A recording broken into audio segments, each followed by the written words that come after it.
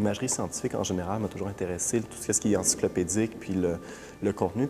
Je reprends des dessins de Darwin, puis Darwin, il faut dire qu'au début de ses recherches, ça a pris quand même 20 à 25 ans avant que son bouquin soit publié finalement. Puis ces schémas-là qui présentaient son modèle en arborescence, mais qui était aussi une image qui était présenté comme une image du corail finalement, qui avait des parties mortes puis des parties qui étaient encore vivantes en évolution finalement. Ça m'a vraiment inspiré, puis ça venait aussi répondre à un livre que je lisais à ce moment-là d'un théoricien de l'art qui s'appelle Horst Brennkamp, qui est allemand. Puis par rapport à ça, moi j'ai fait ensuite différentes pièces, dont une pièce murale qui est en sorte de qui est plaqué laiton, qui est en acier, puis les bacs aussi qui contiennent des cactés, les cactés, les euphorbes, toutes les plantes grasses.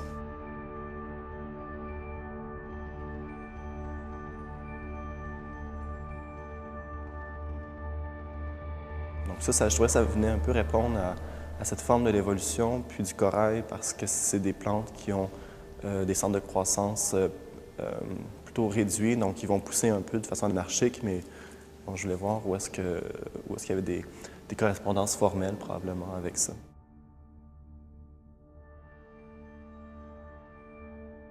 En dehors de Darwin lui-même, bon, je ne citerai pas nécessairement d'autres chercheurs, mais disons d'autres domaines de recherche scientifique comme l'archéologie m'a toujours vraiment intéressé.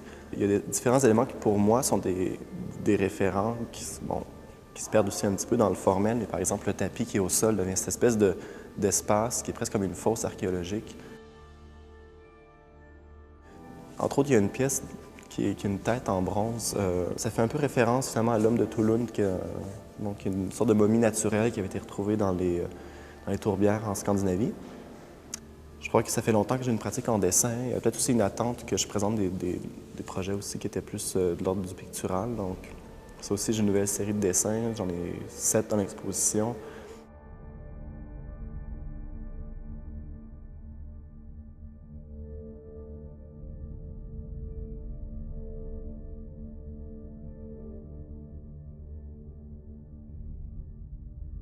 J'avais comme mandat aussi d'utiliser l'entrée vidéo.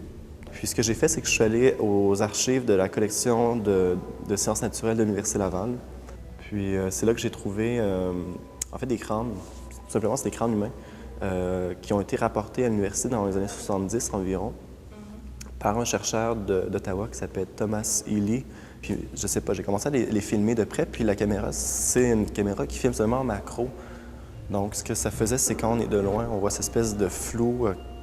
Bon, l'image est très floue du crâne, puis ensuite, quand on s'approche, là, on a une netteté, mais en même temps, bon, c'est comme déconnecté de l'image elle-même, ça devient vraiment de la texture. Puis bon, c'est un peu une image qui m'a hanté longtemps. D'ailleurs, par la suite, j'ai fait aussi, dans l'exposition, il y a des grandes pentes de tissu au fond de la salle qui sont bleues. Puis c'est de la photographie, donc j'ai réutilisé les images des stills de la vidéo elle-même, puis ensuite je les ai refait en photographie pour les imprimer comme ça en plus grand format. Donc ça part de la notion un peu de photogramme, parce que c'est un papier en fait une solution, une émulsion qui réagit aux ultraviolets, donc au soleil. Puis donc dans la partie du haut, c'est l'image de la vidéo, puis dans la partie du bas, c'est de la poussière de métal avec des champs magnétiques, puis ça crée ces espèces de vagues puis d'accumulation blanche sur le fond découpé bleu de l'émulsion. J'ai fait affaire avec Simon Paradis-Dionne, qui travaille la musique, le son à Québec. Puis je suis vraiment hyper satisfait du résultat que ça a donné. Bon, on a discuté quand même d'orientation. C'est super atmosphérique. Puis même après coup, je trouvais intéressant que le son se projette également dans la salle de l'exposition, pendant l'exposition, pour qu'il y ait une sorte de lien aussi entre l'entrée vidéo puis l'exposition.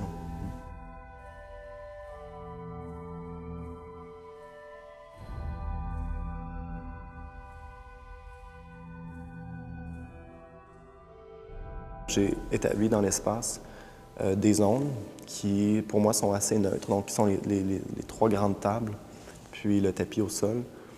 Puis ces zones-là vont servir pour la présentation de performances, d'actions ou de rencontres finalement que j'ai, je dirais pas commissionnées, commissariées ou sélectionnées. Donc c'est un peu pour inviter ces gens-là à venir faire part de leur travail dans le cadre de l'exposition Hydre. Donc c'est ça, le vernissage. Donc quand il y a eu le vernissage, il y a eu une performance de Étienne Baillargeon, Par la suite, dans la fin de semaine, la deuxième fin de semaine, il y a en fait, c'est une installation photographique sur les tables d'une artiste de Toronto que j'apprécie beaucoup, qui s'appelle Émilie Di Carlo. Également, il va y avoir par la suite des performances une autre fin de semaine. Donc, il va y avoir Maude Veilleux de Québec, puis un duo Hugo Nadeau et Marc-Claude Gendron. Puis pour terminer, une vente de plantes. Une vente de plantes qui font aussi référence au terrarium parce que c'est un botaniste, en fait, avec qui j'ai fait affaire pour la construction des terrariums. Puis, c'est une mine d'informations hallucinante, puis ça me fait tellement plaisir qu'ils viennent faire une conférence. Puis ça vient aussi étendre un peu ce volet-là de l'exposition pour clore, finalement. Bon, j'ai une exposition qui existe, qui va toujours être là autour, puis de voir comment que ça va cohabiter aussi avec ces œuvres-là, avec ces présentations de performances-là également. Donc c'est beaucoup dans le dialogue également. Pour l'instant, j'en ai sincèrement aucune idée de comment ça va se développer. Je leur laisse vraiment une liberté, là.